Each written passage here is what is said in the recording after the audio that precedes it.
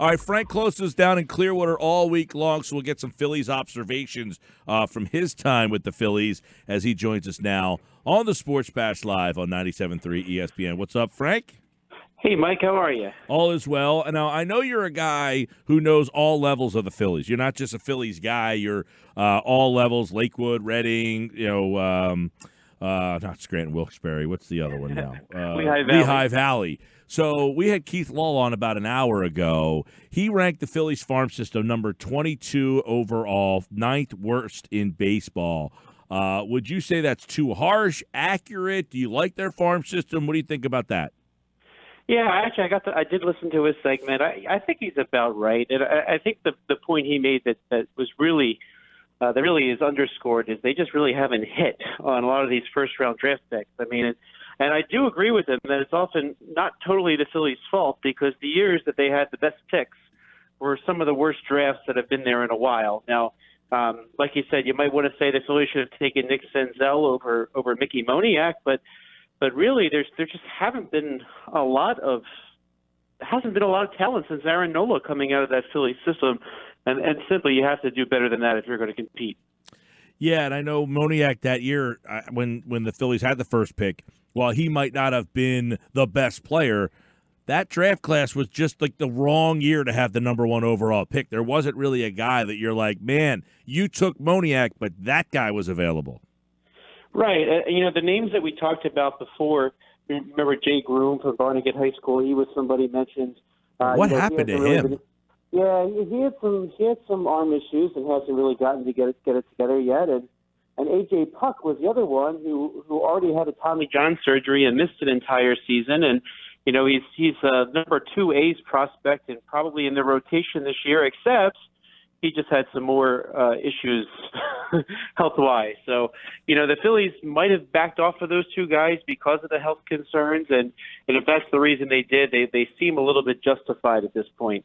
Yeah, so they have a very weak farm system, but Alec Boehm and Spencer Howard. I know you got a chance to see Boehm while you were down there, and just kind of give us some thoughts on. He's not going to make the team, but at least is he a guy that looks like he could help this team if needed at some point? I think so. When you watch him play down there, he looks like he kind of belongs. And I had a story up yesterday on 97.3 ESPN.com that he's a candidate to play in the Olympic qualifier if he's not going to make the major league team, which he probably won't. So he's got some talent. A lot of people believe he could be a starter in the league, and they believe he could be one as soon as this year. So I can see him definitely rising to the major leagues this year. And then, the question really is, and Keith Law seemed to downplay it a little bit, his power potential. A lot of people really do believe in his power potential, and we'll just have to see how well that is developed out because, I think he's definitely a major leaguer. I think he's a major leaguer this year. But yeah, the question of his ceiling is one thing that needs to be determined, and we'll see how well they can sort of develop him forward. Hey, what about Spencer Howard? I don't know that you got a chance to check him out on. Is he in the big league camp? So he's in the big league camp, and he's one of only a few that actually hasn't pitched. I did see him briefly yesterday. He was doing some drills along with a lot of the other relievers on a backfield with Brian Price, so some infield drills. So he's out there and he's working out. I think they're simply just kind of holding him back from throwing because they hope that later on this season he can potentially contribute to this Phillies rotation. So he was there along with the other guys. He did not pitch in the Major League spring training, but he is a Major League invitee. He is working out with the guys in big league camp, just not pitching in the games. All right. Where do you Keith mentioned him as a number 2 starter. That's where he sees him, kind of fitting in sometime down the road. And, you wonder if you got a guy who's a potential number 2 starter, why wouldn't he be in your rotation now? I think they're just trying to limit the innings because we remember years ago when the Washington Nationals finally called up Steven Strasburg, they shut him down for the playoffs because they were worried about the number of innings and they didn't have their best starter in the playoffs. I think the Phillies don't want to get into that situation. I think the Phillies know they have some starters that can be passable for now at the very least. And that if you kind of set him back a little bit, give him some time at AAA because he has not pitched at AAA yet, that'll perhaps give the Phillies some more length in the rest of the season so far. And by the way, if you listen to JT Realmuto talk about him, Realmuto thinks he's even better than the number 2 starter. He really is a huge fan of what he's seen from Spencer Howard catching him this spring. Well, I like to hear that, and it's interesting because the one other thing that Law brought up, which was I think the quote that he mentioned was how puzzling it was the way that the Philly, like the poor like the where they start guys. In other words, hey, this guy should be starting at Lakewood, and they start him at Clearwater, or yada. Like he was saying, how puzzling it is where they start the development of these guys, and really blame that for a big reason why some of these guys are where they are. Yeah, he mentioned that with Luis Garcia, who's a shortstop prospect. They may have overreached a little bit there with Garcia, but I think that's the exception rather than the rule. If anything, maybe of course, I don't want to get into the Ryan Howard, comparison. Everybody thinks, they hold the guys back till they're 27 years old. It's not like that. I think the Phillies are pretty purposeful in their development from level to level, but maybe in the case of Luis Garcia, they simply just missed on this one. All right, let's look at a couple more things from spring training. One, it looks like no, it doesn't look like it will be that they're going to need a new left fielder, at least for the beginning of the season, and a new leadoff hitter, obviously. So what are they going to do in that spot to kind of start things off, and how long do we anticipate that McCutchen's going to be out for? Doesn't seem like he's that long. I did have the opportunity to watch both Andrew McCutchen and Matt Caesar, someone who has been rehabbing as well. I saw them hitting some batting practice on a backfield pitched by none other than Larry Boa, who does not age, by the way. So at least in Larry Boa's pitches, McCutchen looked pretty good, and I do tend to believe Joe Girardi when he says he's not that far behind. Maybe this is another example of them wanting to play it safe. They don't want. It's so scary when you get these ACL injuries because you don't know just how far you can push it, and often the players just don't know how far they can push it, right? It's like you're walking on eggshells. You're afraid every little turn that the player could re-aggravate that injury. But he looked like he was doing pretty well, at least from the batting perspective. And I think that in the interim, you'll see Jay Bruce play left field if he's ready to play left field. He's mostly been a designated hitter, and I saw him play some left field in a simulated game that Jake Arrieta was pitching the other day, and Sir Anthony Dominguez pitched. But if Jay Bruce is ready, he'll probably get some at-bats in left field. The Phillies could always go Roman Quinn and Adam Haseley, but I think you want a little bit more impact, and if you have Bruce, you go with Bruce. In terms of leadoff hitter, the Phillies have been, the last several days, been putting JT Realmuto in the leadoff spot, and it's paid dividends so far. So I wouldn't be shocked if they went with Realmuto until they had McCutchen back. And if you look at the numbers in Realmuto's career, the times he's batted leadoff, he's played very, very well. So I would suspect, just from what I've seen maybe the last 5 days or so, that JT Realmuto will be the leadoff hitter. Yeah, let's go. You mentioned Quinn and injuries, and Quinn has those problems too. Today, homered, walked, stole a base, scored twice. When he was going last year in the month of August, right before he got hurt, of course, which is the big problem, he was a pain in the butt for other teams. And you wonder what that center field spot looks like with Quinn and Haseley both healthy. Well, from what I've seen so far watching Roman Quinn, I think that job's his right now. Wow, really? I do. You like today was a perfect example. He just totally dynamic, a player who's got some power that you don't expect out of a little guy like that. I think if they can somehow make him healthy for a year, I mean, the sky's the limit. They haven't really been able to see it. Throughout his whole career, he's had these stretches where he can slap balls to the warning track. Sometimes they go over, but of course, someone like him with that speed, he hits the warning track, he's going to triple. He's the type of guy that if he could put together, in my opinion, he could put together an all-star season if he plays at that level for an entire season. And maybe some year in his career he's able to do that. For a long time it seems like all these injuries are not related. And they really weren't throughout his career, but you can't escape the idea that he's injury prone at this point because he's had so many various injuries.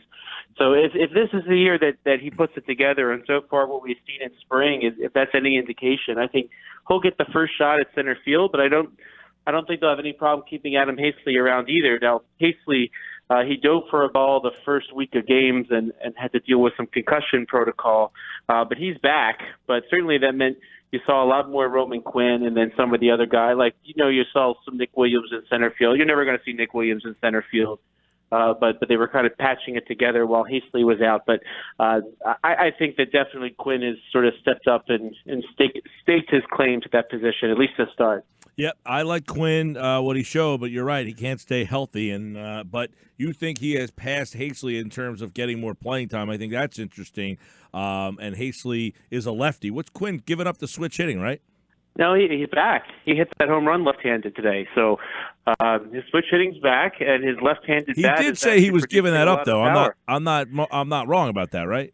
Oh, correct. Yeah, no, he's given it up, and even last year when he came back in September for a little bit, he was hitting switch-handed. So I think that they do realize that a lot of his power stroke is left-handed, and of course that's to the detriment of Adam Hastley if you're going to try to do some sort of platoon. All right, let's get a couple more things from Frank here. Frank Klose, at Frank Klose with a K for Phillies Conversation, of course, host of the Powder Blue podcast, which you can listen on 97.3 ESPN Tuesday night at 6 o'clock to 7 here on 97.3. All right, a couple other things. Zach Wheeler, 2 runs, 2 1/3 today against the Blue Jays. He has a 8.31 spring ERA. Of course, sometimes we say, should we worry about these things? Is he just working on stuff? But I think you got to see Wheeler on Saturday down there make his first start. He didn't pitch very well again today. I thought he was okay Saturday. Saturday it was a soft hit ball followed by a home run. More of that today. Sometimes today the one hit that the pitcher gives up is sort of underscored because he only pitches so many innings. Now, unlike a lot of other starters, this is start 2 for him as opposed to Aaron Nola, who's already going 4 innings and on his 3rd start. So he's still kind of easing in. So I don't think there's anything to worry about just yet. And yeah, he is the type of guy that's just looking to get loose and play with his pitches at this point. So no alarm bells went off. I didn't see him as somebody getting absolutely rocked out there by any means. So on paper, the 8.31 doesn't look great, but when you consider he's only pitching 2 innings and today 2 innings plus, that's about what happens for a lot of starters in a spring training this early in their rotation turns. All right, let's look at a couple other things. Nick Pivetta, 3 runs over 3 1/3. It was another tough outing for him, and he has had, I guess, mixed reviews in the. How would you handicap Pivetta's start so far? I don't know. I know you get a lot of positive reflections upon almost everybody in spring training, and people have said nice things about him.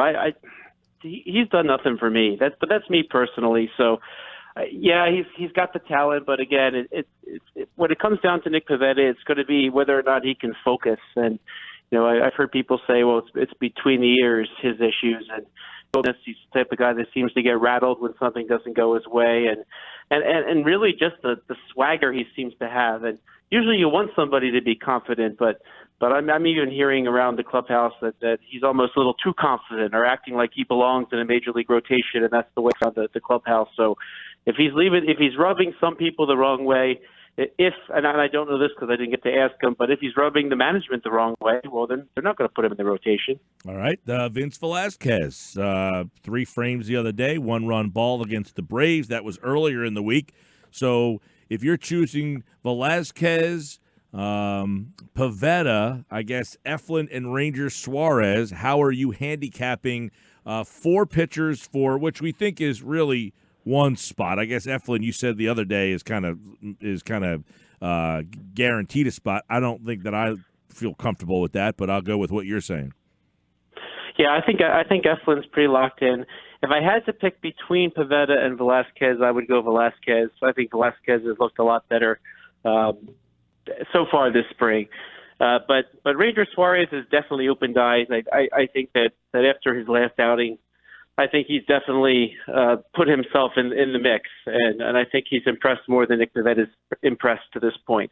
Again, that's just my personal opinion there, but I think Suarez is definitely in the mix. I think I would say for sure Vince Velasquez and Ranger Suarez are on the team when camp breaks.